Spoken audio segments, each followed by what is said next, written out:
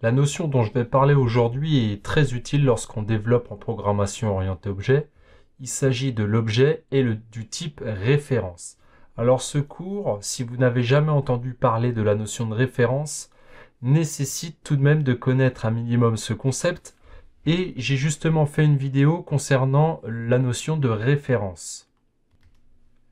Cette vidéo est la numéro 10 de la playlist PHP les bases et elle s'intitule Affectation par valeur et par référence en PHP.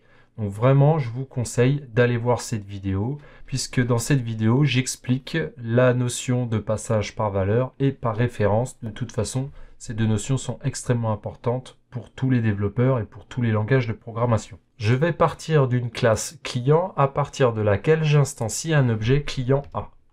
Lorsque je fais un var dump de ce client, j'ai sur la droite le contenu de ce client, c'est-à-dire son nom, son prénom et d'autres informations. Maintenant, je vais prendre un client B et je vais lui dire qu'il est égal au client A. Si je fais un var dump de $client B, vous pouvez constater à droite que les informations sont strictement identiques. J'ai bien le même nom Dupont et Dupont. En prénom, j'ai Jean et Jean et même le H est identique. Maintenant, je vais modifier le nom de mon client A.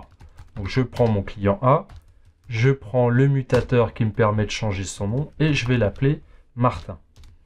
Maintenant, si jamais je fais un var dump $client A suivi d'un var dump $client B, donc je vais commenter cela. Je vais commenter cela pour pas polluer mon affichage.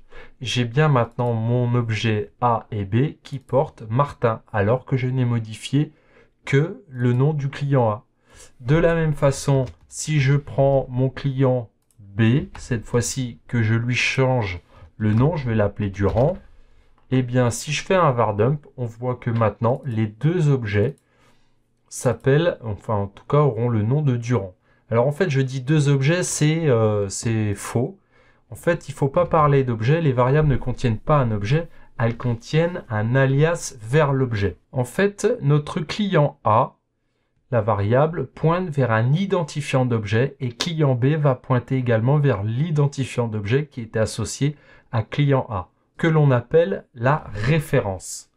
Et cette référence, justement, va permettre d'accéder à l'objet client. Cela explique pourquoi lorsque je change le nom de l'objet, eh bien, les deux variables sont concernées par ce changement. Ce comportement, en fait, s'apparente à un passage par référence. Encore une fois, si vous n'avez pas vu la vidéo que je vous ai conseillé de regarder en début de cours, il faut vraiment le faire. En programmation orientée objet, ou plutôt quand on manipule des objets, si je fais $client B égale $client A, eh bien, cela revient à faire la même chose que client B égale client A, mais avec l'esperluette qui est le caractère qui permet d'indiquer un passage par référence.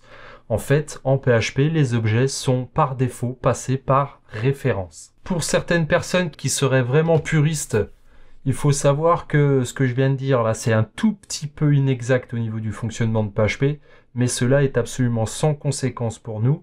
Ce qu'il faut juste savoir, c'est que quand vous égalisez deux objets, vous affectez un objet à un autre objet, ne croyez pas travailler sur deux objets différents, vous travaillez bien sur le même objet.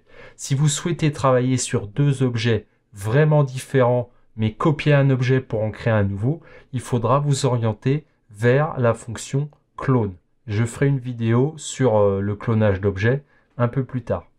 En attendant, je vous dis à bientôt.